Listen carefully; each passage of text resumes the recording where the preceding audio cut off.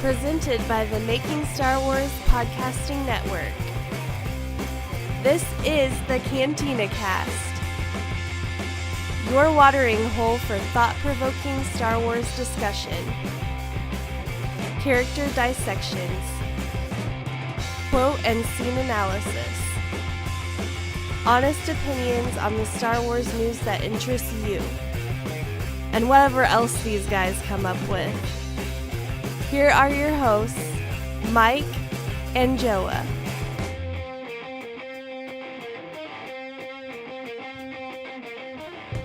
Hello, everybody, and welcome to episode 199, The Origins of the Knights of Ren.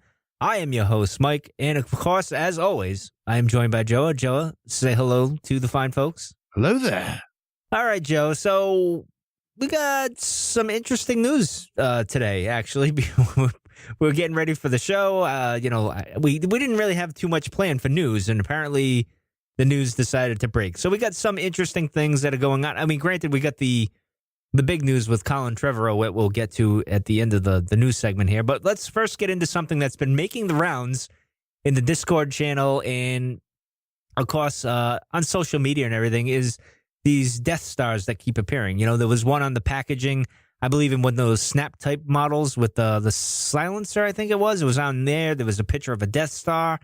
And then we had the Paribon stuff, and there's a Death Star in the bed sheets. And, of course, I looked at it tonight before I got on air here with you. And I was looking at it with my daughter because, you know, my daughter's going to be nosy and see what I'm doing on my phone. And she came across the Star Wars stuff. So she got excited. And we were looking at it. And it looks more or less more like a celebration of Star Wars. It doesn't necessarily look like that's part of The Last Jedi, but it poses the question, Joe, because the Death Star seems to be creeping in with the Last Jedi stuff, and it's got people wondering. And, of course, you know, people starting to complain a little bit about it if this is true. I know in the Discord channel, I was joking the other night, you know, when they brought it up, and Stiletto, I just know Stiletto. That's what I call him. But Joe, I believe is yes, Joe. He brought up, he brought it up, and then I said, you know what? It'd be cool if it was the Resistance, which would be ironic with Leia and everything else and stuff like that. So I like that angle. But if you're bringing another Death Star to come in, I mean, it's really you're getting the whole Empire Strikes Back rehash thing with the walkers, a Death Star, well, A New Hope, I guess you could say, or Return of the Jedi. I mean, you're getting that. Oh, it's just a rehash of everything, which I don't think necessarily could be true, because I did point out that night in the Discord, I said, there's also the point that, you know, if you're the government, why would you have one Death Star? You'd have two Death Stars. You might have three Death Stars. In this galaxy, it seems like that super weapons are the thing of the government. Like, they're available. It's like nukes in this world, I guess you could say. They're around. So why wouldn't you have them if you could have them, I guess you could say. But anyway, what are your thoughts on this Death Star 3 stuff, Joa? Well, I mean, first of all, if I think they are just using recycled images, and so I'll just get that off the bat right away.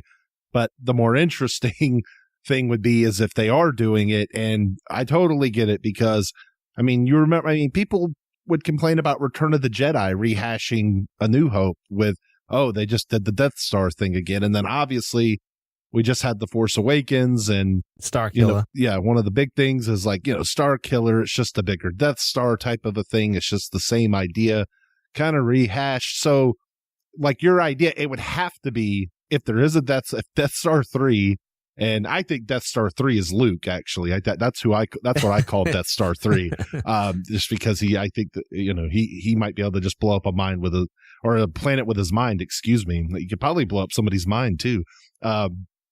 My point is that I think you're right. If by some chance they brought this in, it would have to be for the Resistance. And I don't know if Leia would be behind it, maybe this Haldo character, since maybe she's going to kind of be more of an antagonisty type of a person within the Resistance. True. Maybe she's the one bringing in something. Now, this is probably not going to happen. I think people were jumping the gun and getting worried about nothing. So I just want to reiterate that. But it's still fun to kind of speculate about. Now, it can't be, first of all, it makes really no sense for the First Order to have it, because they just had Star Killer, and then it's like, oh, well, here's this other weapon that's not quite as powerful as the one you just blew up. So but it doesn't really. It could blow up the planet that the base is on. So there would be no need to put the walkers. I'm not saying it's not powerful, but it's not. But I'm just saying for the First Order, it's like, okay, you got our big gun. Now we're bringing in like a less intimidating thing. Like, I mean, it just doesn't make sense from a narrative standpoint. Now, this could be there. Now, I remember there was rumors in The Force Awakens that Leia had her own. And that's where I was going. Super weapon. Yeah. It was like some kind of a slingshot thing, I think, that Jason was talking about over on MakingStarWars.net way back in the day. I guess maybe it just got cut from the film or something. I'm not sure whatever happened to those rumors or that plot device. Of course, Jason was right about so many things, but that didn't end up making it into the movie, obviously. So here's the thing. No matter what, whoever, even if it is the Resistance, it's the good guys using the big weapon this time, and it would kind of create, it would muddy the waters of good and bad, I guess you could say. Which they've been doing, though. That could be a dynamic that you'd want to play with, but it's still so risky. Just bring in another Death Star. It's so risky because the way the fans are going to react to it. And so that's why there's probably no way that they do that. It would be interesting, but I just can't. As interesting as it would be for the Resistance to kind of play fire, play fire with fire and step their game up. While that is an interesting concept, then it would be like, ooh, who's really.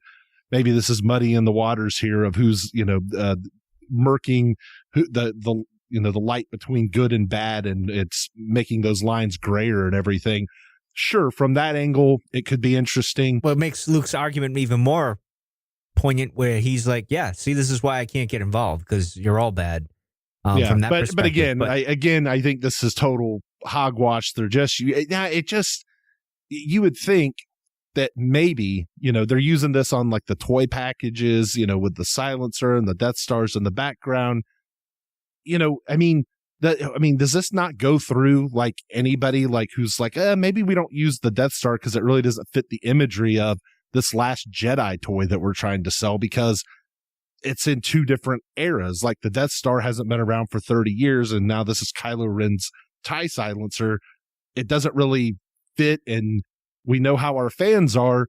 So maybe, I get that maybe the toy company, maybe whoever was making that particular toy, maybe they don't realize that, but somewhere along the line, somebody's saying, yeah, you can use this somewhere. So it's kind of odd to me. Yeah. And I think the only thing that would give this like maybe a 1% chance of it happen, I don't think it's going to happen, but if the Resistance say they get it, from what I'm gathering, and this is based on the trailers and some things that I've heard, that's publicly known. It's not like a spoiler or anything. Is I would suggest that, all right, if we're going with Empire Strikes Back motif stuff, I would assume the First Order is going to kick the living daylights out of the Resistance pretty much, because it seems to me you got Supreme Leader Snoke's ship, then you get the bigger Star Destroyer with the huge guns. We saw that big explosion in Rian Johnson's Instagram account. We don't know what that is. And the only way to counter that is if you're that desperate and things are happening bad, is maybe having the Death Star show up for the Resistance and they do their thing, and that saves the day and all that other stuff. And that might even conflict with Leia because Leia doesn't want it, and that could be with the character there, her character Hidalgo there, where it's like, all right, this is why there's friction among even the Resistance, which would be an interesting thing. But again, I don't think that's going to happen at all. But in any case, let's get into a little more of the Last Jedi stuff. We have the novelization is not coming out till March 6th, which I found a little surprising today. Of course, Becca got in touch with me because I edit the show on Tarkin's Top Shelf. Most shows, Mark does some of them like he'll be doing this week. But I also give some advice on their podcast and stuff. And Becca's like, well, this is going to hurt us in a sense if you're talking about producing content. And I said, no, you can do things between there and there. And I told her, I said, well, I don't think it's a bad thing because when we had the Force Awakens, the novel and the movie had pretty big discrepancies, I would say, or glaring issues where you'd be like, okay, that doesn't exactly sync with the movie. So maybe they're taking a step back, learning their lessons, and they want to fine tune it before they release it. No, I don't think that's a bad idea. I think that's pretty good. I don't know. What do you think about this, Joa? Yeah, from that perspective, it's pretty. It's a good idea. I'm a little surprised. I just wonder. Do you think this affects the book sales though at all for them? Because it's like I mean, because you're going to be looking at, the movie's been out for almost 3 months now, and a little bit of the hype has died down, and those people who were like, I got to go buy everything. I'm going to get this. I'm going to get that. I'm sure there are people who bought the novelization of The Force Awakens and then never opened it just because it said The Force Awakens. You know what I mean? I'm not saying a majority, but I'm sure they got some sales off of that kind of stuff. I'm just wondering maybe if the hype dies down a little bit there. Oh, I don't think so. And they lose some, and you're going to lose some sales, I think. I think, now whether it's going to be to a degree that it's going to make, their profit margins like really sink or swim. Maybe not. Probably not. But I don't think that there's going to be more hype around it, because I do think that you lose something there where, it's like, I got to get the soundtrack. I got to get the book. I got to get the art book. I got to get this. Yeah, we did get all caught up, and I get what you're saying. Yeah. It's that frenzy. And I think, 3 months, and then it's like, the Blu-ray will be out, in April probably or something like that. And I don't know. I think it loses a little bit of luster, just a little bit, but maybe from a syncing up with the movie a little bit more. But if it's just an exact replica and there's nothing more added from the movie, then what's the point of reading the novel though too? So you kind of want those extra little tidbits and insights, but maybe you can make it sync up maybe a little bit. I thought the Force Awakens novel was pretty good. I didn't see anything that was so jarring. Maybe just a couple of the scenes that we do see in the movie where it's kind of like maybe a little bit off of the way the characters were acting, and maybe it's portrayed a little bit differently in the book. But the added stuff I didn't have any problem with. Those are just kind of like, deleted scenes, like, we see how Poe actually survived and all of these things. Yeah, and that's obviously what the book is, and that's what I want. I want to see that. I don't think, because I think the DVD is probably going to come around within April, I would say, that month, and this is just another way to hype it up. I'm interested. It's rather curious that they would postpone it this long. I could see it like in January, because that it wasn't The Force Awakens January, like a week or two after the movie came out. The actual physical book, because right, they wanted the audio to wait. Book wasn't. They wanted, or the ebook too, because like they could hold on and secure that. But if you have to print all of these books, they can get into people's hands easier. You know what I mean? Like it's not just a virtual thing. You can kind of lock and key, store it somewhere. And those printed books, you're going to have wandering eyes all over it. And those things have to go to the presses weeks in advance. So technically, you could have somebody leak that book weeks in advance and you would know the entire story of The Last Jedi. Yeah, it's true. It's curious that it is delayed that long. I don't know. I don't know if they already gave a bigger reason or not. I don't know. Becca said something to me earlier, but I don't guess think they she said that mentioned they said, why is it, people were asking, why is it delayed? And they said, it's not delayed. We never had a release date for it. That is true. This is the official release date. So. Yeah, we assume that it would be then. I think that, and maybe the Force Awakens, they did it earlier than expected, maybe, and that's why you had the physical copy was delayed till January, and then we had the actual digital stuff right when the movie came. Maybe that's why. I'm not sure why that was. Yeah. I think when it comes, I think it's all about keeping the surprises and the secrets for the movie. The movie is obviously what's more important. This isn't Game of Thrones. This isn't Harry Potter. This isn't Lord of the Rings. This, where they're books first. This is a movie, and the novelizations are just they're just companion pieces. It's a movie first, and then it's a novelization second. Correct. All right, well, let's get into more of the Last Jedi stuff. Apparently, Ryan's almost done, and he's mentioned he keeps getting asked about this twist thing, and I think you and I, mostly you on the show, have said over the last year or so that Star Wars doesn't really have the big twist outside of "I am your father" and Luke confessing to Leia that we're brother and sister. There wasn't much that was really a big twist, really. It was that one big moment, and granted, it's the biggest one probably in movie history, but overall, there's not many shocking twists. And you and I went back and forth with what it could be today. But give me your thoughts. Yeah, I mean, he kind of just, I guess they were asking him a lot at this Japanese event that he attended. And, he said that there was more than one, I guess, revelation or surprise, but he didn't put twist in just for the sake of twists. And he said there's nothing on the reveal level of I am your father. Now, of course, if we're going to take that in 1980 and look at it under that prism, when we got that, nobody was expecting it. It was completely out of the blue.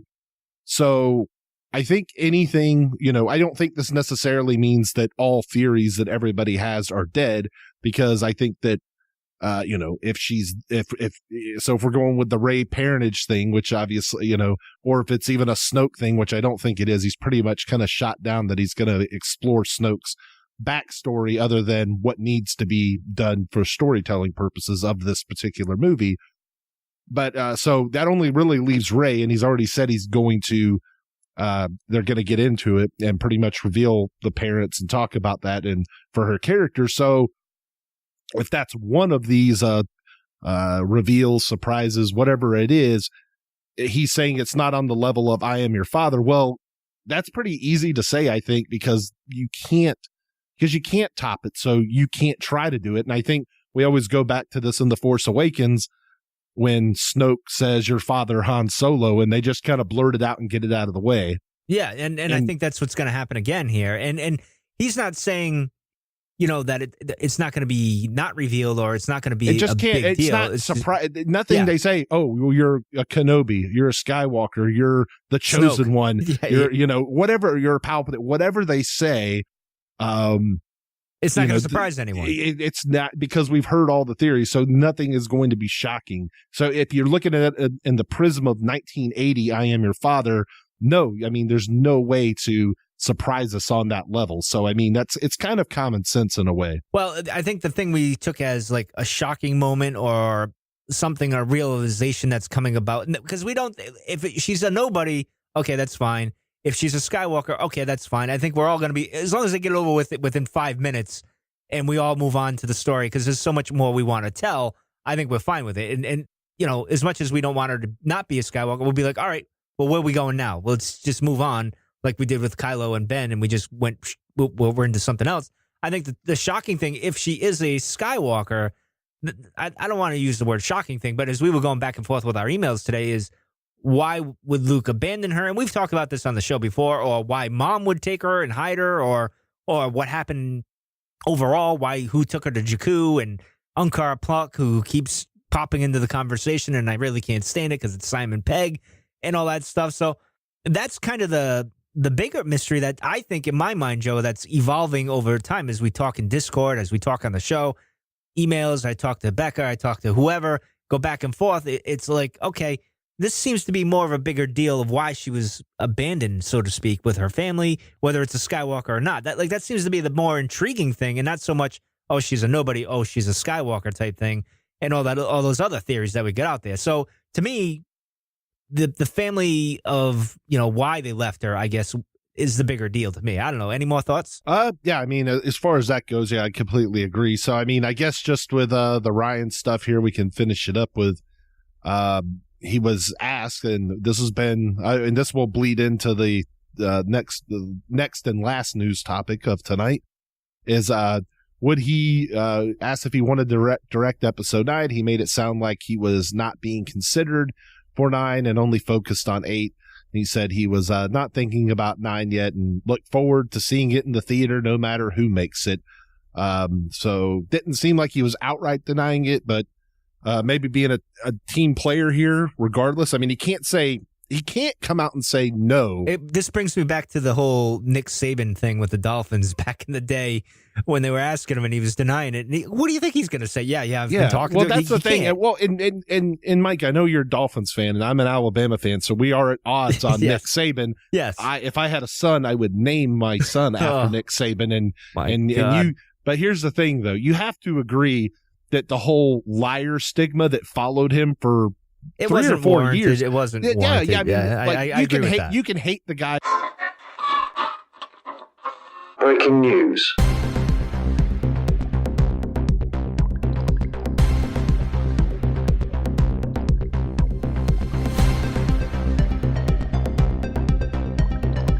Well, we have to interrupt our own podcast because, there's some breaking news from the breaking news that we were already discussing. So we had something that I didn't think would happen today, Joe, and it was weird. In a way, I'm not surprised, but I'm surprised how quick it was. So now this leads me to believe that things were in the work. And of course, I'm talking about J.J. Abrams is going to direct episode 9 now. And of course, episode 9 got pushed back to December 20th, I believe, of 2019. I almost said 1999. Oh my God, where am I? But in any case, Joe, what is your thoughts on all this breaking news and stuff? We got a little bit to talk about here, so have at it. Yeah, well, I guess we'll just start with JJ as a whole, and then we talk about the date, whatever. I mean, all I've got to say about the date is that I guess I'll just get that out of the way. Actually, I think the only thing about the date is that I think that was tied into what JJ probably wanted. And that was one of the reasons, that was the way they were able to convince him to come back. Because if we remember, he's kind of the one who was pushing for The Force Awakens to get pushed back. 2016. Yeah.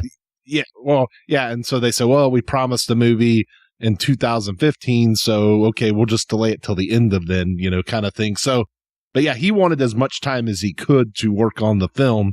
And so he's, and like how we said on the podcast, if that ends up, it'll probably make it in. You guys will have heard it or will hear it. How Ryan said he's almost done with The Last Jedi, and what was just like 2 weeks before the premiere, JJ was still working on The Force Awakens. So, I don't know if that's just time things or whatever. I mean, I don't know. Maybe JJ's just a little bit more methodical. I don't know. I don't know how that really works, but obviously, I think that he likes to have as much time as possible. So I wouldn't doubt if that was part of the contract. He's like, if I'm coming back, we're going to need to push it back from May 2019 because just as recently as just a couple months ago, they had reaffirmed May 2019. And then now with all this, and it's not like we were in production already, so it's not like there's a real delay here. Yeah, see, this is what I don't... As far as a production thing, so I think this is JJ stepping in and saying, if you want me to do it, I'll do it, and I'm excited to do it, but... we got to be on my timetable.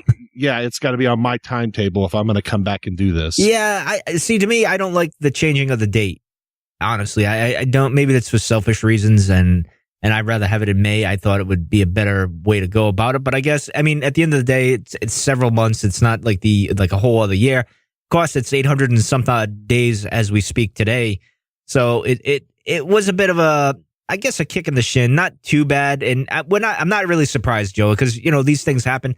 I'm just surprised because you got all this time to work out a lot of the kinks. Maybe, I don't know. I mean, they're rewriting the script. He's writing the script with that gentleman that they hired a few weeks ago. So I don't know how that's going to work out and how that'll be. I get the impression that, like the Ron Howard thing, like for the last month, JJ's been talking to Kathleen or something. This is speculation. I don't know. I'm not a fly on the wall in Kathleen's office, although I'd love to be. That type of stuff. So I imagine like the Ron Howard thing with the Han Solo project. A similar thing, you would think. Yeah. It's not like you can just, because if these guys are working on different projects or a different movie, it's not like they can just stop what they're doing and say, oh, yeah, I'm just going to, I'm not going to, I guess you could do that, but it's not really going to, you're not going to get, if Ron Howard would have happened to have been directing another movie is what I'm saying. Like, he's not going to quit that. So, do that, the stars kind of have to align here for them to be able to bring in. And as we were wondering about on the podcast, which again, it might have been cut, but we were wondering, on this very episode, when we were talking, we were saying, would they go with the veteran, somebody who's going to stabilize things, even though I don't think that there's really much to stabilize at this before point. production. This is different than the Han Solo, fiasco and all that. So, but anyway, aside from the date, I guess, I haven't looked at too much social reaction. It seems like it's a mix. It's like a mix. Like some people were like, I guess for the people who didn't like who have misgivings about The Force Awakens, obviously they're not going to be happy. thrilled with this. But for the most part, I've been seeing mostly positive things about JJ coming back. And I don't know. I mean, I love The Force Awakens, so I guess I can't. I guess I don't really have any room to complain here. For me, I'm indifferent to it. It doesn't really bother me. I think they made the right choice for the right time and for the circumstances. I think this was a good way to go. If you're going to go to the bullpen, I guess this is a way to go. I mean, JJ, I guess the complaint is the mystery box thing, which I don't think is going to be a problem because it's really wrapping things up and resolving a lot of issues in the sequel. But I think his only wild card or the only thing he has for a play for the mystery box is really at the end of the movie. Like, are we going to finish it like The Return of the Jedi, where it's like a bookend thing, as Mark Hamill likes to call it?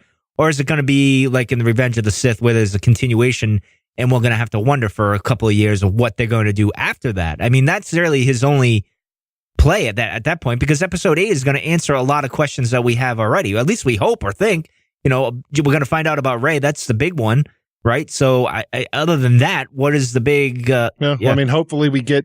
what happens, what we're hoping is we get a lot of questions answered, but then we get a lot more questions opened up, I guess, from The Last Jedi is what you hope. Yeah, exactly. So. And I think we'll get that. But for me, I think it was all right. It was a good choice. And I'd said on this podcast, which it probably got cut. I haven't edited yet, but is the woman that did the Wonder Woman thing. I thought she would bring an interesting perspective, but maybe she'll get a shot the next one, or who knows what it'll be. But, I think this was a safe choice.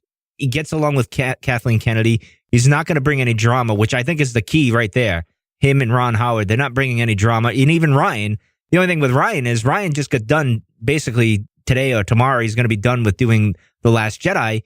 He could kind of use a break from this. It's been a long process with him here. And I'm sure JJ is going to have a lot of questions to ask him when he gets going too. So, Ryan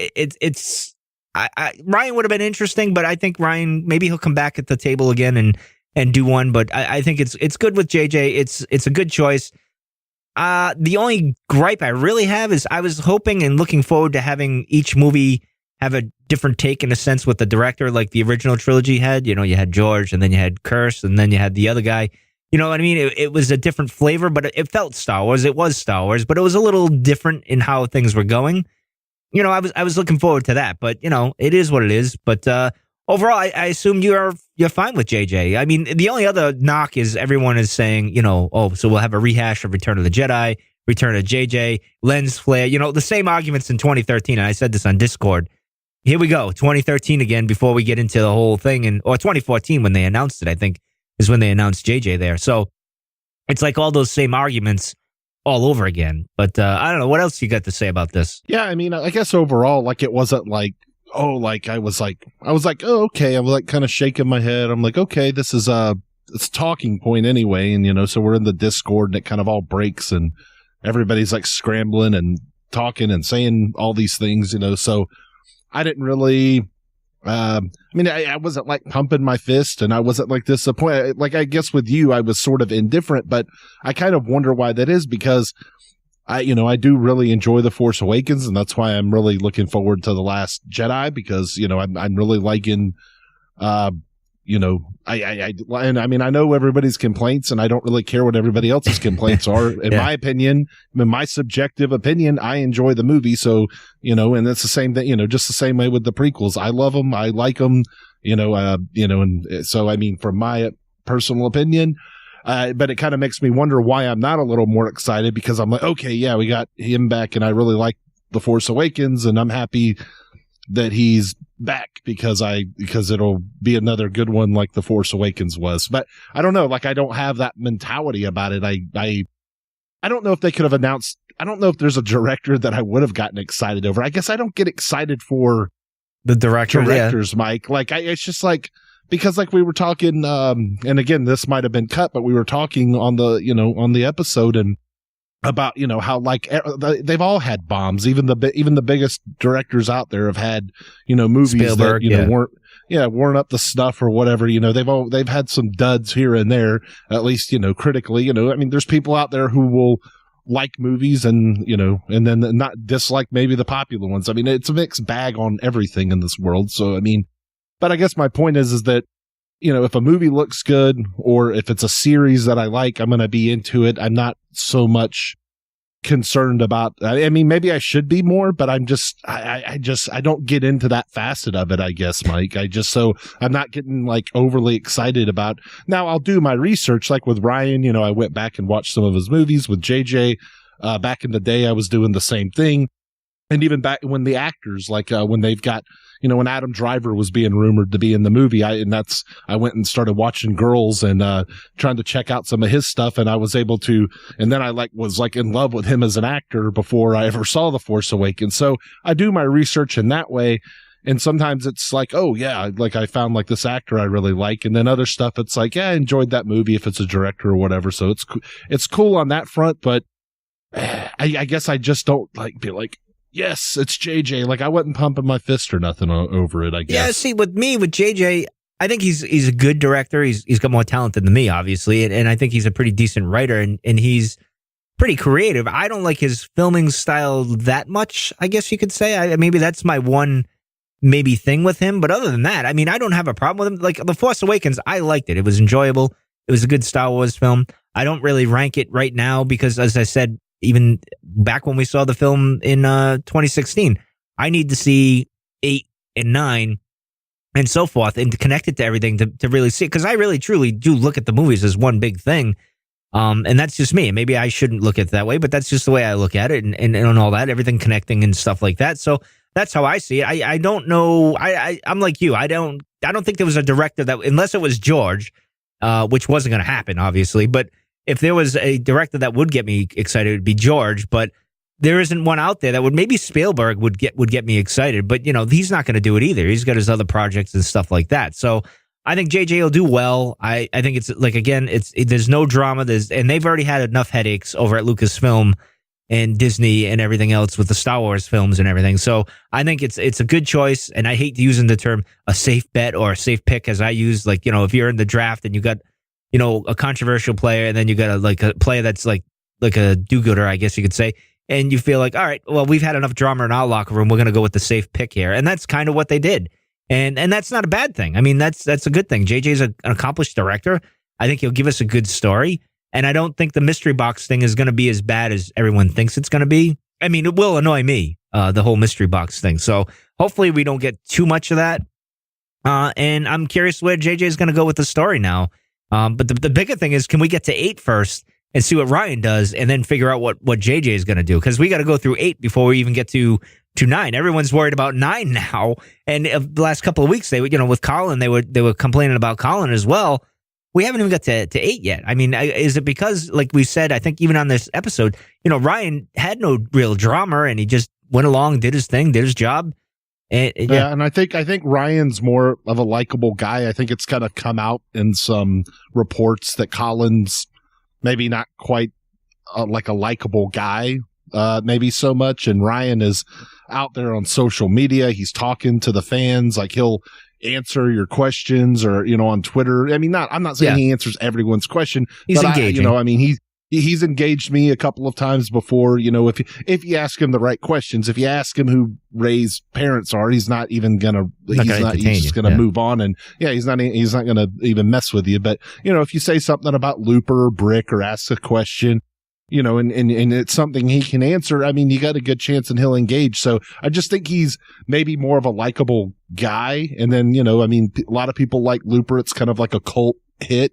And then Brick as well. I mean, I guess that would even be more like of a cult, kind of thing. Cause that's, was definitely more of a low budget movie even than Looper was. So yeah, I just think that, I think that people just genuinely just kind of like Ryan a little bit more. And Ryan hasn't really had, I mean, I know, you know, a lot of people didn't like Jurassic World, for Colin's sake. And then I guess the Book of Henry, I guess, got a lot of bad reviews. I didn't see that one. So I'm not going to say anything on that. But I guess, I don't know. I mean, you could go read those reports. I don't really want to repeat those. I mean, cause it's all hearsay.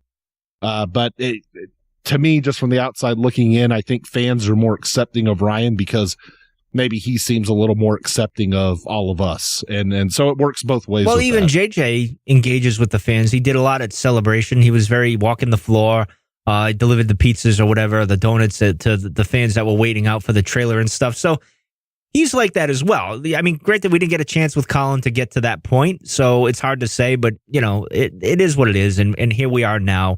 I think it's a good choice. Could they've done better? I don't know. With the circumstances, I don't know.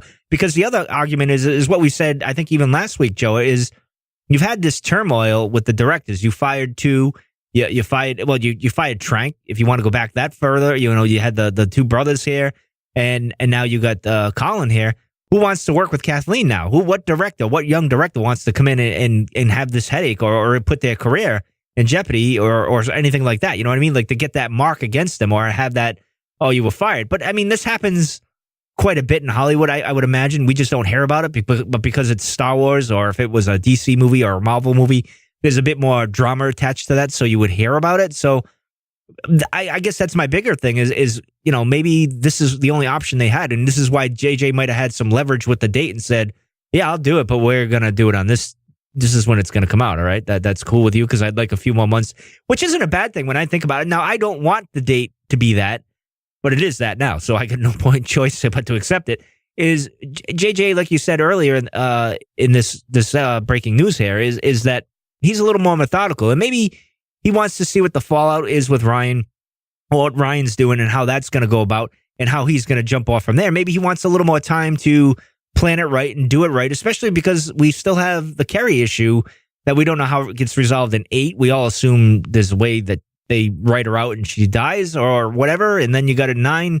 You got to handle that with care. So there's a lot that's going to go into this. So maybe the extra time isn't a bad thing this time around. I think last time there was more production issues with Harrison, and all that other stuff. So, who knows where this is going to be. I don't think it's a bad thing. Now, for us as podcasters of Star Wars, it might be a bit of a marathon in 2019 for us, Joe, to get from Han Solo to that. That might be a bit of a stretch for us, but we'll find a way to manage, I guess, and we'll get through it like we usually do and stuff. So, any more thoughts on JJ? And then I just want to mention one thing real quick before we jump back into our regular scheduled podcast. No, I mean, I just I think that's I don't know that there are other. I mean, I don't think you were going to get a bigger name than J.J. Abrams, and then I don't know.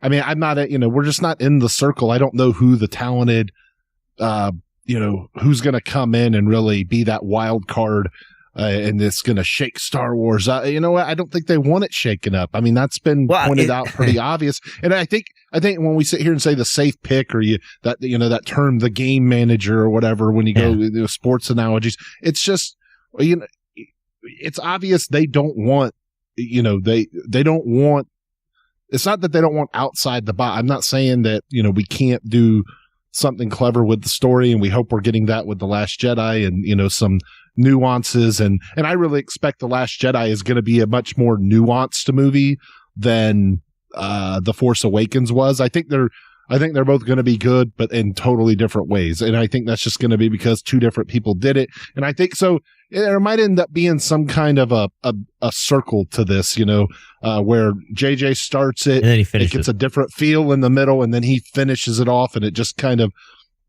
maybe there will be a flow, and maybe it's meant to be, and maybe it'll just work out. Maybe the Force is willing it from a galaxy far, far away. I don't know. Well, I'll say this.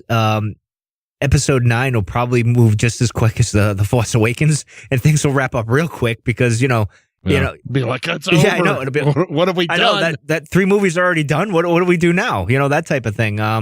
But yeah, I don't think we need to panic as fans yet. Let's get to 8 and settle those nerves before we go on to JJ and relive all that stuff from 2014 and 2015 and 2016 and stuff. So the sky isn't falling. I'll leave it at that. It might fall in December of this year.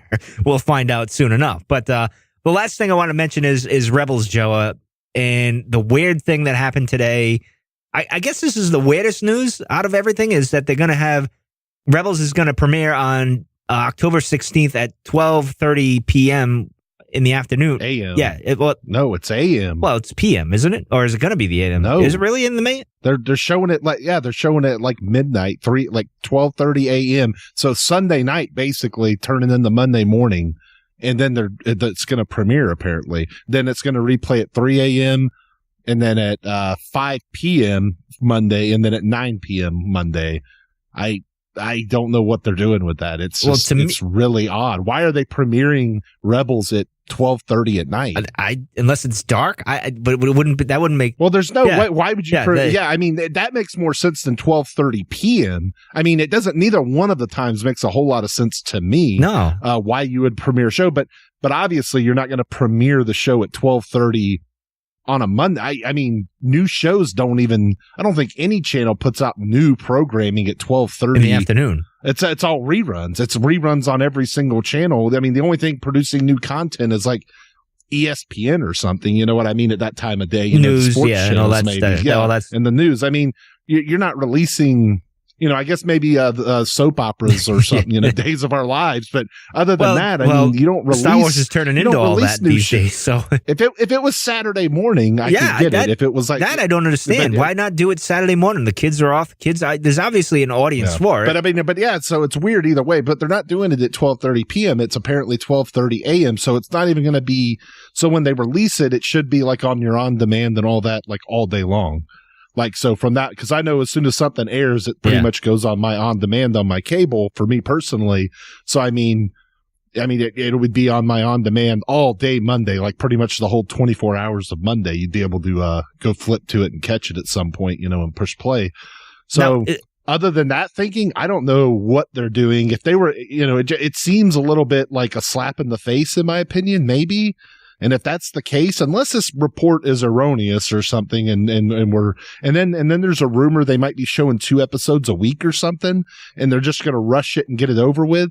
It's like, why didn't you just cancel it? Well, I mean, if it's that unimportant to the channel and to the people, you know, if Rebels is, it seems like a big slap into the face to.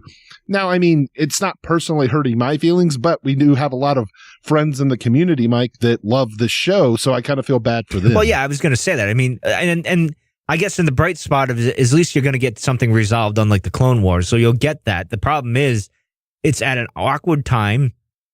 And if they do 2 a week, then it's just like, all right, let's just get this over with. I mean, in today's day and age, I mean, it's not that huge of a deal because everything's streaming and all that. Maybe, yeah. I mean, you could just get up in the morning and you can watch it on your own time anyway. But I guess my point is that it just still seems, even though the convenience factor is there for us for viewers now, I still think it's a little awkward. It's a slap in the, and then if the 2 episodes a week thing comes true and they're saying they're trying to get this wrapped up basically before The Last Jedi comes out. Let's just rush all this out, and there you go. Here it is. Good luck, guys. I mean, it just all seems a little. Well, but I mean, this happens. Yeah. I mean, they can't. I mean, at least they cancel TV shows all the time, and you know, before their story is finished. So I mean, at least they're giving the Rebels fans and us that. Yeah, I'll give you that.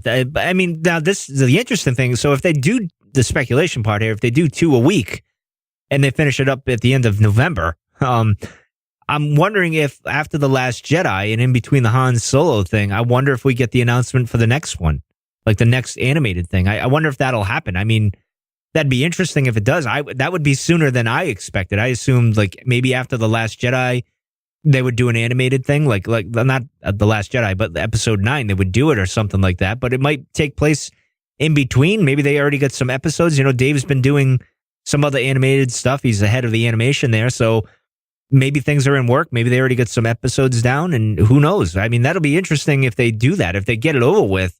It's kind of sad in a way, because I remember when we came on and we talked about Rebels that first time when we did our Rebels reaction type of show where we'd come on and the instant reaction and we did it. We even said that first episode, this is like a placeholder. Just we could tell by the way it felt and what it looked like and what they were doing with it. And then as the seasons kept coming, we're like, yeah, this is not going to last. And I made a bet and all that this would only be 4 seasons. And I was right. I thought 5, maybe that's a possibility, but it seems like they just want to move on. Like they want to go on. And I think to your point, Joa, with this day and age, I know it's on the mobile app a lot, like the Disney XD thing, and you get the streaming thing. So I think they're playing into more of that. And you know what I mean? Like it's like you said, nobody's really tied to their TV anymore with the times and all that other stuff. You can DVR things, you can stream things, you can do it on your phone now. So it's really not that big of a deal. But like, I guess mentally, in the mental picture of like, if you're in how, yeah. If you're thinking of the old Yeah. ways, kind of like, 12:30, I mean, that's like robot chicken time slot. Yeah. I mean, what's going on here? So I guess the last thing I'll just say is that, I mean, it just, obviously we won't be getting the Last Jedi trailer premiere during the premiere of Rebels now. So that's off the table. And I know people said, well, maybe they'll do it with that. Obviously, and I even poo-pooed it a little bit and said, oh, well, because it's Rebels. And my argument was, there's more eyeballs and ears on the Monday Night Football game than there will be on Rebels. Yeah, and I think we might have already talked about this on the episode too, so we won't try to rehash all that exactly. again. But in any case, that's coming to an end, and this breaking news segment is coming to an end. So thank you for joining us, and we'll keep joining us because we're, anyway. Get back to the regular podcast. Get into the bigger news, which was Colin Trevorrow was told to leave episode 9, and Get that's off putting my plane. And that's putting it very nicely from all of everything we hear. And again, we don't know. There's like several sides of the story, but again, Kathleen came in and put her foot down and did what should be done right. But I got to say, I give Kathleen, as much as I give her credit for coming in and doing, before things get out of hand, like they did with the Han Solo thing, she does come in and she does put her foot down and say, no, this is, and she takes a risk, especially with the Han Solo one. She took a risk and said, in the middle of production and near the end of production, said, no, this isn't it. And then I got a new director coming in and they're filming and they're still going to release it in May. That takes a lot of guts to do. I give her credit with there. However, my one issue is, I mean, there's got to be blame. I put maybe more on Colin based on what I hear, but I don't know. I wasn't in the room. I didn't work with these people, so I don't know. But Kathleen initially hired these people and wanted them to do a Star Wars movie. Then they tried to do a Star Wars movie, and then they weren't doing a Star Wars movie, so then she has to step in and fight. So there's a bit of blame on Kathleen's part, and I don't mean to say that in a bad way. It's just I'm critiquing what I see, and I would expect someone to do the same thing to me, call me out on something like this. And it's not that I'm calling her out. She obviously did the right thing, and she realized, all right, you're not making Star Wars, and apparently from everything, he's got a big ego, and he thinks he's bigger than Star Wars, and that was the end of it, and they moved on. Well, there's only one person bigger than Star Wars, Mike, and we know who that is. Well, true. Well, the other thing I wonder with all these other things, it's funny because I go back to 2013 when we were talking about things, and I was thinking of this the other day when it happened. I'm like, it's funny because JJ initially didn't want to take the project, and and I'd said on one of the episodes in 2013 when we came back, I said, it's funny, you all criticized George on this, but none of you want to take their helm and actually direct it or write it or anything like that because it's an impossible task. It's a very stressful thing. So, and even Kathleen's under tremendous pressure, so I get that as well. So you want to make it right, and I give her credit for doing what she's doing. So, I mean... especially, you look at it from, J.J. Abrams, I think, he's done enough and he's got enough cachet. I mean, he's going to get to make the movies he kind of wants to make for the rest of his life, I think. Yeah. Because he was kind of that if you don't consider him an A-list director, at least in superstardom wise, I'm not saying necessarily content. I'm not saying he's, Nolan and Cameron and Scorsese and, and all these other, and Spielberg and all these other great directors, of this generation and the past and all of that. But he's at least an A-, is on a superstardom level director. So he's going to kind of get the pick and choose. You're looking at a Gareth Edwards or a Colin Trevorrow or even a Rian Johnson. If the movie is scorned, I mean, it could really hurt them as far as, because this is like, everybody goes, well, Rian Johnson made Looper. Well, Looper wasn't exactly like that high budget of a movie. Nowhere close to like what Godzilla was with Gareth Edwards or Jurassic World with Colin. I mean, it had Bruce Willis say, "Oh yeah, sure, it made $66 million at the box office." Sure, I mean, it was it was a success for what the budget of the movie was. And the movie made money, I guess. So, I mean, that's a success on its own right. But my point is that it wasn't a $250 million budget. It was like, I have to go look it up, but Looper was probably like 30 million or something. I'll look it up after the show. It's probably somewhere in that range. Maybe even less than that. So, I mean, that's quite a big of difference. And when you're talking about that big of a budget, that means more people to manage, and all that goes into directing. And I'm not saying that Rian I'm not trying to point out that Ryan is the least experienced, going into this. I'm just saying that, if you're Colin or any of those guys, if you do Star Wars, to your point, Mike, if you do Star Wars and you take that challenge on and you do fail, you're not J.J. Abrams. It could hurt you for the rest of your career and really be a setback. You know what I mean? Oh, yeah. It's a challenge for all of them, even Kathleen's side and Bob Iger's side and Disney and everything. It's a risk to do what they're doing in any case. And that's why Kathleen goes in and does what she does. So I admire her for that. But the other thing is, and even these young directors that are coming up and trying it, it's got to be a struggle to do it. And you know what I mean? As George once said, there's only a handful of people in the world that know what Star Wars really is, I guess you could say. And maybe these people are struggling with it. I mean, as much as I know Star Wars, I think I would even struggle with writing a Star Wars film or directing a Star Wars film. How do you go from here, there, do this, and how do you sync up with this? There's a lot of factors going in. Because as I always said, Joe, it's like, it's not a normal Marvel movie where we could all right, we bitch about it for a week and we'd be over it and it's not that big a deal. Something in Star Wars goes amiss. It's decades of debate and argument amongst us fans. Know what I mean? People were still bitching about Ewoks, including one guy on this show. I don't know who that is. I mean, who would do such a thing? I know he's got a new argument with the Porgs, but I don't know anything else. But you go back to Kathleen and your point on her, and I'll just say this. I mean, I do agree, and I'm not going to rail on her because you are trying to take chances, and that was kind of the point they wanted to give these up and coming, and that was kind of like a mission statement, I guess you could say, on some of these. And we want to do this, we want to do that, and then they bring in Ron Howard with the Han Solo movie because it's like, okay, we got to bring the person in who can at least right the ship and do this right. That the old, you got to bring in the old captain, the old veteran, somebody we know who can steer the ship into port here, or whatever cliche or metaphor you want to use. Analogy, pick one. Sports analogy that Joe usually throws up. Pick one, pick whatever you want. I mean, it's just, but I mean, so they do that, and then so I mean, I'm not saying anybody's careers are ruined here. Going back to that, and I'm not saying that Kathleen is at fault for hiring these guys in the first place, but I do get your point. It's like, okay, well, but it's all hindsight that we can say that now. Well, she made a mistake hiring them, but we don't know what the interviews were like. We don't know what the meeting. We don't know what the other influences in her ear was. We don't know if it was Iger or somebody else saying, "Yeah, I like this guy. I like what this guy did with this, and let's bring him in." And I mean, I always thought Trevorrow was brought in because he did Jurassic World, and people say budget movie. Say what you want about it, but I mean, it's a big thing to it's a big task. I mean, because it's not just writing a script and then telling people where to stand and directing them and telling them how to act. It's basically being a manager you're the CEO of a movie. Think of it that way, except you're really, really hands-on. You're not sitting up in the penthouse, and everything else is just, just in board meetings all day. No, you're like the CEO who is like hands-on deep into this big, huge corporation of a movie. And it's just like a totally different thing than I think. Well, he's writing it. You can't put it. Well, that's what I mean, though. Like when it comes to a movie of this size and magnitude, with the budget and the amount of people that are on it, look at these.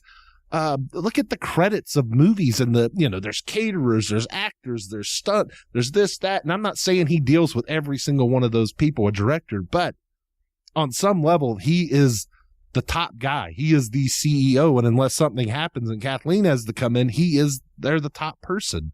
The director is, and it's a huge responsibility, no matter if Star Wars is attached to the title or not. When that many people's jobs and livelihoods are on the line, it's got to be overwhelming, I guess. So we're going to move on to a couple of questions we had in our Discord channel for this episode.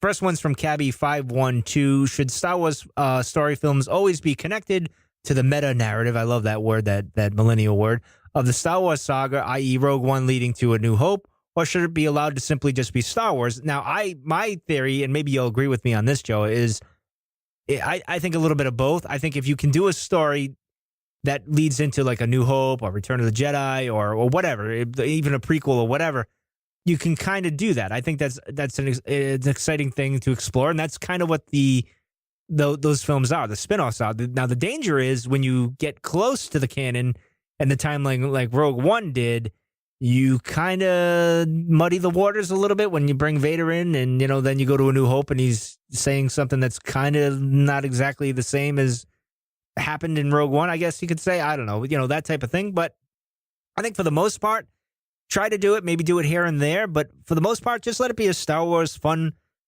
movie. Maybe add a little bit more to the whole saga itself, expanding the saga. Doesn't necessarily have to be earth-shattering or anything like that, but it's got to be a good, fun adventure type film, like a serial in the old days with George. I don't know. What are your thoughts on this?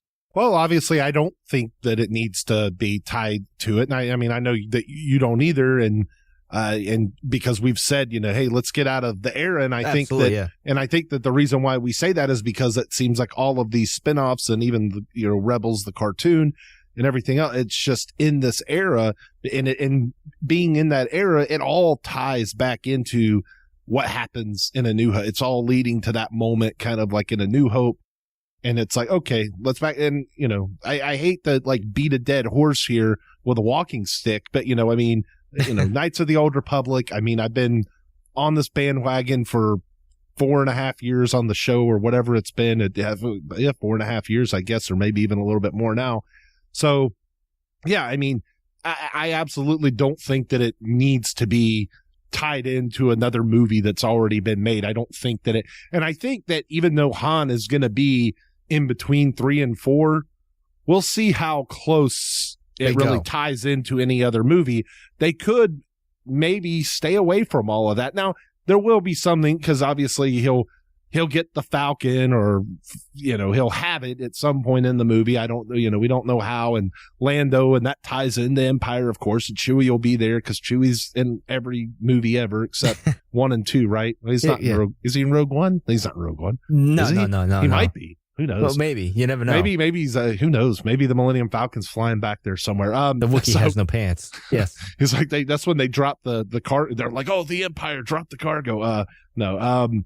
So my point is that, yeah, I absolutely don't think that it needs to be tied in, because the movies that I want are probably nowhere close to tied into any of these movies. So, yeah, I mean, absolutely not. You know how they should end the Han Solo film? The Imperials in boarding their thing and they drop the cargo. That's kind of how they should do it. I don't know. That's just my thinking. But anyway, let's get into Gardoon, the man who forced me to get my Lego thing on Star Wars Force Friday. But anyway, does the Skywalker saga end with this trilogy? And I have a theory. I've mentioned it a few times on the show. Or it will continue on to every other sequel. Should continue. It'll keep going and going and going, which is probably what will happen, because if you're Disney, you want to. I think if they keep doing episodic movies, I think that they'll stay the Skywalker saga, or I guess they could repackage it and remarket it as something else. I don't know. At that point, when you're talking about 12 movies, and then if you get away from the Skywalkers, what do you repackage it as then? Do you just start calling them the episodic movies? But they still have to be a literal continuation of what's happened in 1 through 9. So, yeah, I don't know. I mean, I think if they keep doing them, which I guess this is a 2-part question. If they keep doing them, yeah, I mean, they'll stay the Skywalker saga. Now, are they going to keep doing episodic movies after? I tend to say eventually, yes. I mean, it's going to be hard for them not to do 10, 11, and 12 when, it's sitting out there and they're like, well, we did that last trilogy pretty fast. Like they came out all within a 4-year span. It's like, we could pump another trilogy out here. I would like to think that they'll move on to they'll do 10, 11, and 12 and then maybe take a break. Or if it ends here, like I have that theory where Rey is actually the one that ends the Skywalkers because they're an anomaly in the Force, and the Force doesn't like that because, it's the Force and it's kind of a jerk, as we decided last episode, or the one before that, where she takes out the Skywalkers, and Luke knows that. Luke's ready to just, fall on the sword anyway, and we think Ben is probably going to die and maybe be redeemed in a sense, and Rey, if she's not a Skywalker, that's fine. maybe she goes off and the spinoffs are now, it turns into Rey's thing, and Rey becomes its whole other trilogy. Like it's a whole other thing. I don't know. There's ways they could do it. I don't think I think it'll just stay the Skywalker saga, and that'll be, as they even said, you won't be around when the saga ends. It'll continue forever, and you'll be dead. You won't live long enough to see it, although, I don't want to see episode 80. I want to see episode 8, but not 80. I don't want to live that long, Mike. Well, that's I do. A I long time. I want to be like Darth Plagueis, to cheat death. And, although. See, you're Darth Plagueis or Palpatine, because I think Palpatine would have have liked that as well. And I am Anakin. See, it literally matches up again where I'm Vader and you're Palpatine, because you want to live forever, and I have no interest in really living forever. I just want to make sure nobody around me dies. Not at least before I do. You can die after I die, but not before me. Not during. That ain't happening. But I was like, I must save my dog's life. Find the power. It also works out when I'm Obi-Wan and you're no Anakin Pet Cemetery jokes either. No, that was a freaky movie. But anyway, all right. Well, let's get into our main topic, which is this. It's a bit of a speculation as we go into The Last Jedi. What was that? I said a bit of a speculation. This is going all speculation, baby. Yeah, true. Well, and we did do a Knights of Ren episode. Did we do it before or after? Oh, it was way before Force. I think it was. I looked it up. It was 90. It's like 92 or 93. Yeah, it was a while ago. It was 16 episodes before The Force Awakens initial reaction. That's right. Because it came out and we saw them in the trailer. And that's why we did the Knights of Ren. Yeah, I think it could have even been before the official trailer. Yeah, it was before the official theatrical trailer, but they were talking about Knights of Ren in like the magazine articles and stuff. So that's where we originally were like, oh, who are these guys? So all right, so you posed the question here in our notes. All right, did the Knights of Ren originate or come from Jeddah? And now, so before we get on the show, I decided, all right, Jeddah is a very interesting place for us, and that's one of the gems that was in Rogue One. So I went and got my Rogue One visual dictionary made by your favorite person in the world, Pablo Hidalgo, and I was looking through the Jeddah stuff, and I didn't see anything that indicated, like with the pilgrims or anything like that, or the civilians. There was that one, I guess, sect that believed in death or worshiped death or something like that. I didn't get that far into it because we were coming on here, so I didn't get too deep into it. But it was just, I didn't see anything that jumped out. Now, I think, there's probably a connection there, which would make sense. Because Mike, I even did a Google search on this to see if anybody even had any theories on this before. And I haven't even seen anything that at least comes up straight up on Google, like in a forum or anything like that, or on Reddit, like where people ask, because that's where I got the idea, because you had all these different sects of the Force.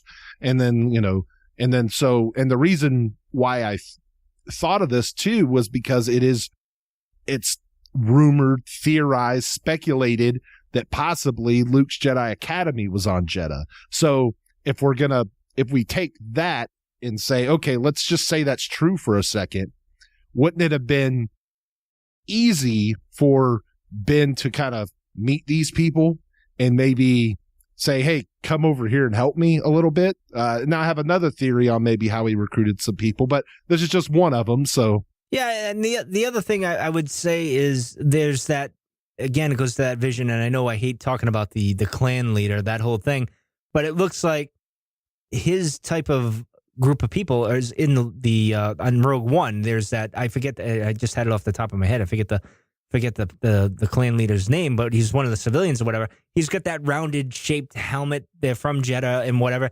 And the interesting thing, when I was reading the description, there's something to do with navigating the stars, so to speak. I'm paraphrasing. I don't have it off the top of my head. I had it, and of course now I forgot it.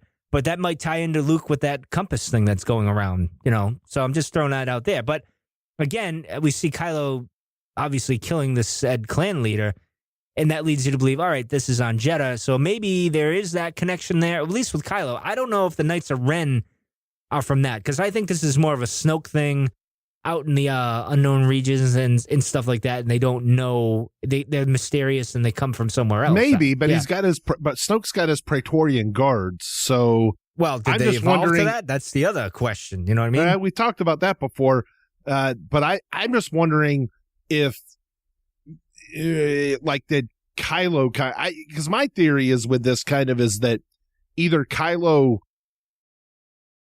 invented the Knights of Ren himself as like a supplement to like the Sith, like while he's still growing in power, or he's like, oh, I got these, or like I say, maybe they were already like this weird faction of Force believers, if not Force users on Jeddah.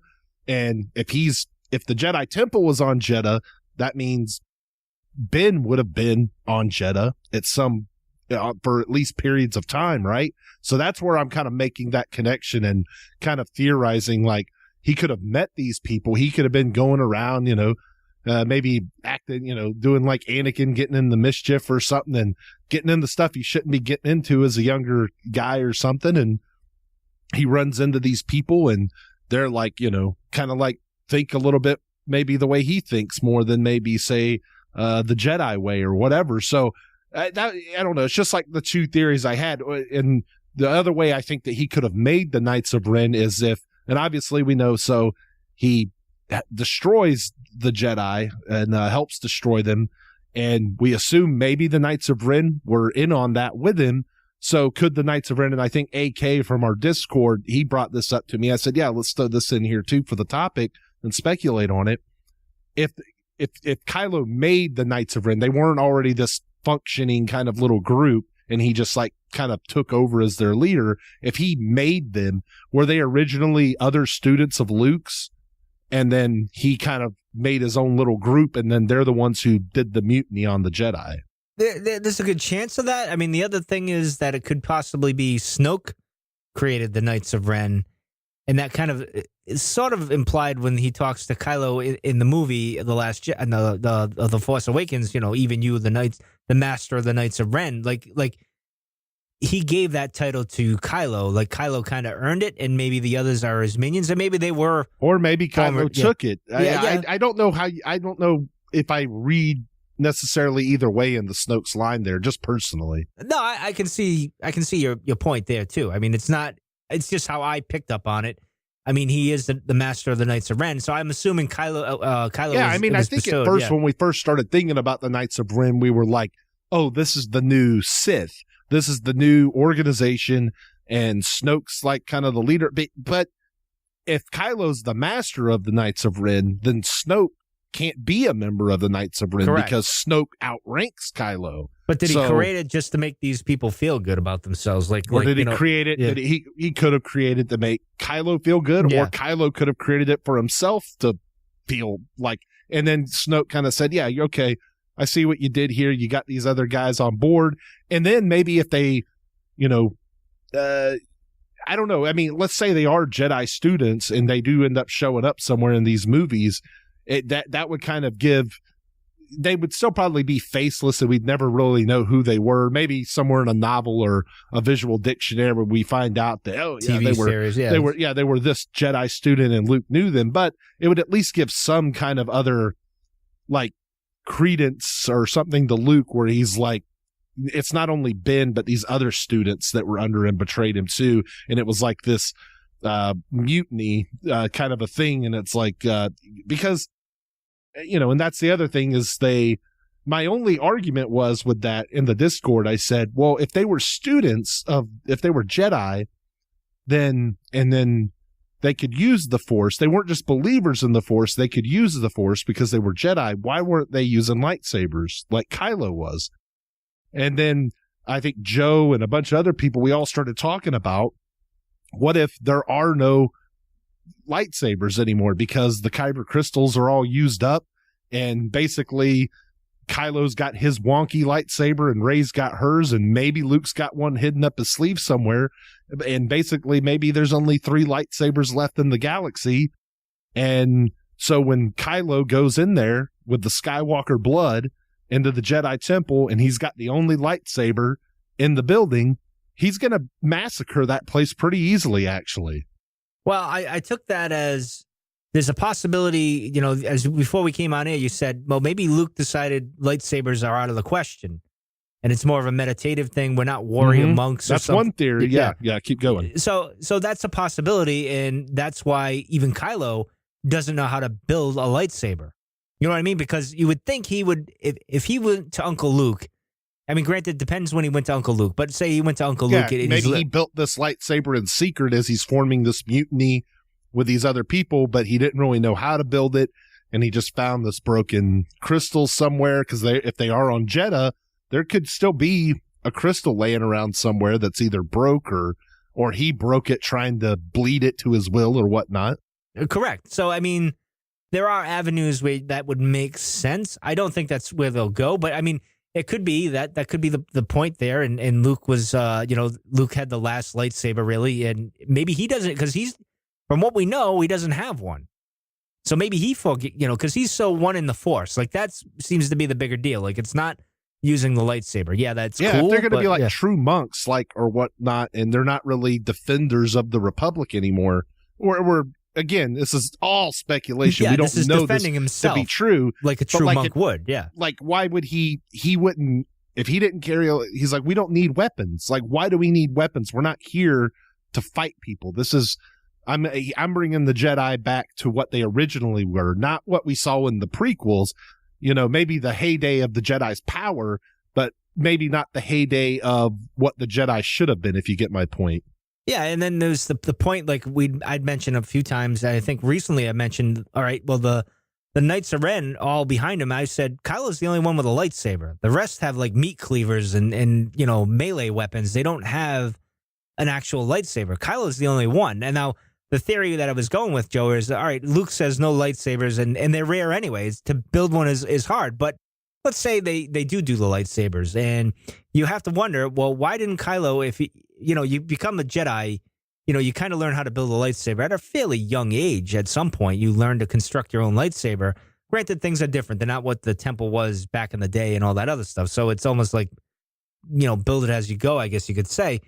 But it might explain why he's got this wonky, clunky thing, and maybe nobody else has a lightsaber around. So there's that argument, and I don't know. I think the more tangible theory is that between all the Death Stars and if Starkiller was Ilum, again, let's just throw another damn theory on top of all this to just convolute it even more. But I mean, so you're basically, with all the Kyber crystals being used up on all these Death Stars and Starkiller, maybe there just aren't any Kyber crystals left in the galaxy, and if there aren't any Kyber crystals left, you can't make lightsabers, right? Correct, and I think that's another theory we came up with. I mean, that's another argument. Maybe it wasn't. You could go with Luke decided not to use weapons kind of theory. He might not have a choice, or maybe they just didn't have a choice. Is another theory. Which, well, I imagine in Jeddah they would find some of them. Like there would be some stragglers somewhere around or whatever. Well, that's what I said. Maybe that was one that Kylo picked up and then he didn't do it right and it broke, or maybe it was already cracked, or who the heck knows? I mean, you could throw a million different theories, but what I like is that kind of a lot of these you can really make them. Any of these theories, I really feel like you can make them. Anything we brought up in this topic, whether it's Knights of Ren or lightsaber, whatever, you can kind of stick it in, and it really feels like it would fit pretty seamlessly if they decided to go in that direction for the story. Again, it's based on a theory on a theory on a theory on a theory. And so it really it's hard to wrap your mind around it, because first we have to believe that the Jedi Temple was on Jeddah. And then we have to, what are the Knights of Ren? Where did they come from? And so but another thing, why would the Knights of Ren not be using lightsabers? Just to throw one more theory onto that, is if they were originally from Jeddah and they were these Force believers, Mike, but maybe they weren't Force adept, so they probably didn't want to be wielding lightsabers. If you know what I mean? Yeah. So maybe they're like, I believe in the Force. They're like Tourette in a way, but they're just believe their own thing. We don't really manipulate the Force, but we believe in it. And then, oh man, this guy, he's our leader because look how powerful he is. Oh my God, he's got a lightsaber. Like, let's follow him. Like, I mean, that would be very easy and I could see Ben/Kylo getting sucked into that kind of thing where people are like idolizing him or something. And then he's like, yes, I am your master type of a thing. So anyway, I don't know. It's pretty good. There's a lot of wacky theories in this topic that you could really come up with. And I'm sure maybe the listeners can come up with a bunch more with the stuff we've mentioned. Well, it's like baking a cake. You got to do it in layers. But I'll say this with the Praetorian guards, I'll throw it to them. There is one guard that looks like he has a bit of a lightsaber at the end of his blade. Like it comes out like a vibroblade type of stuff there. So there's a possibility it's still around. It's just probably less of it. And the other thing with the Knights of Ren, and what I get from the Knights of Ren is Kylo's like the last one left. That I've been saying that for a year now. I don't know why. I just get the feeling like he's it. Like why are the Praetorian guards, unless they evolved into that or whatnot? Of course, there's other rumors going on that, I won't get into here. I don't want to spoil anything, but maybe they do show up with Kylo and they do some damage at some point. I mean, it would be interesting. The Knights of Ren are interesting. I would like to know more about it, but maybe the best seller with the Knights of Ren, Joe, is we don't have any information. It's like Boba Fett, the original. We just didn't have anything, and that was a good thing, right? Yeah, and like I was looking in the Force Awakens art book, and they call them the Seven Light. Yeah, something like that. And it's kind of weird title because then the only other things I can ever find on if you type that kind of phrase in on Google is obviously like there's some Jewish religious stuff that comes up, I guess, because of the candles or the light or whatever. I don't know. I didn't read into that. I was like, I don't think that's where they're going with it. And the only other thing was like some Game of Thrones stuff actually. So with a made up religion in Game of Thrones. So that was like really the only stuff I could find. So it was just kind of a weird kind of connection there. And I didn't really put that in the notes or want to go into it because I really didn't have a solid, not that any of this is solid, but I didn't really have a what I considered like a solid theory on what any of that could mean. And it was just, and it was in the art book. So, I mean, it was probably just what they named it at the time. It's just like what the concept piece is named. And so it doesn't necessarily mean that it has anything to do with what the Knights of Ren eventually became. Because if you look in that art book, like he looks like Kylo Ren, what Kylo Ren was originated from, he looked like an Orokai, actually. He looked like a red Orokai from Lord of the Rings.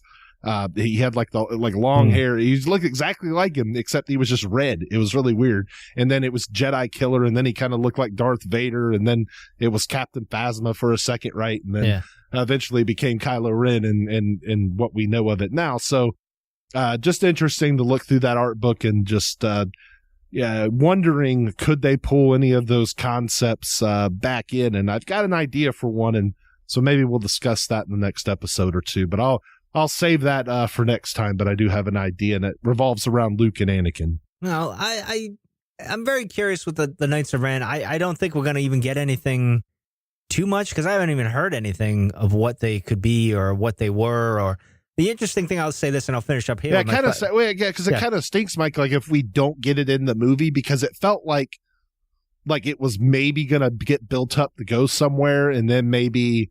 Like JJ, if he would have done all three movies, maybe he would have done more with it. And then maybe Ryan got into it, maybe said, yeah, I don't really want to maybe go into that. Or maybe it was just always just going to be just this other little side thing and it was never really that important. But I don't know. I mean, the Knights of Ren, it just sounds cool. So like you want it to be cool because the idea, and you saw them and they've got the meat cleavers and the staffs and they're like, look like this ragtag bunch of weird people. The and it's on just the dark side. Yeah, basically, it's like if you need some Jedi killed, you can call the Knights of Ren. Dun, dun, dun, dun, dun, dun. But I'll say this, finishing up, is it appears your theory could be. I mean, all of them could kind of wind up being or used in with the Knights of Ren. But I'll say this: the theory of them being on Jeddah and Kylo kind of forming his own little band of Force users or Force believers.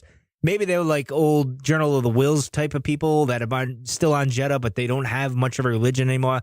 The temple's gone, and they're just kind of wandering around the desert because they don't know what to do anymore.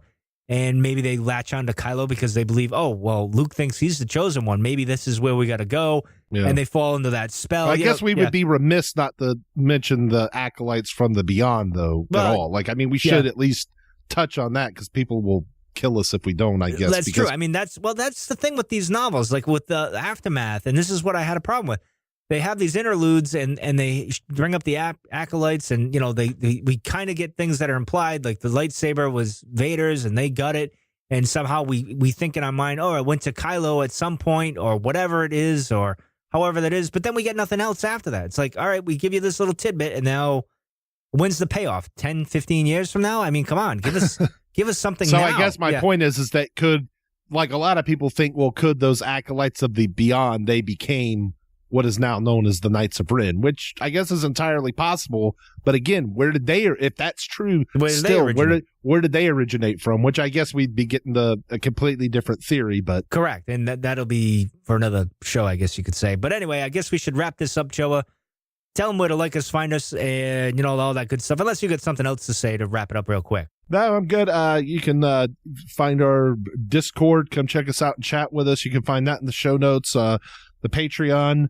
You can get CAD. You can get the episodes early. You can get them usually about 4 or 5 days earlier than we usually do. Just depends on when Mike gets it. When I'm done editing. Usually, when Mike gets it done editing, there's no promise, but usually I'd say it's probably 3, 4, 5 days. Sometimes it's quicker than others. So you get our normal episodes early. That's $1 on the Patreon. $2 is you get Cantina After Dark, which we're going to record right after this episode, our 7th episode of that. And then we're going to do and then for the $5 tier, you get to ask us one question every month that we read right here on this show, the Cantina Cast. And then you get all the other stuff added on too. And we're still working on it. Maybe we'll add some more perks one day. So that's the Patreon. And then Discord again. Find that in the show notes. Come chat with us. It's a lot of fun. Got like 100 people that have logged into it now. So, good times to be had by all. Facebook.com/The Cantina Cast, and Twitter and Instagram, both at The Cantina Cast. And just keep downloading the shows, I guess, guys. I don't know. Yeah, that would. We would like that. That would be greatly appreciated. But anyway, we're going to get out of here. We're going to grab a beer and talk on CAD and have a little bit of fun. So we'll hopefully you guys sign up for Patreon and check us out on CAD too. So we'll see you next week.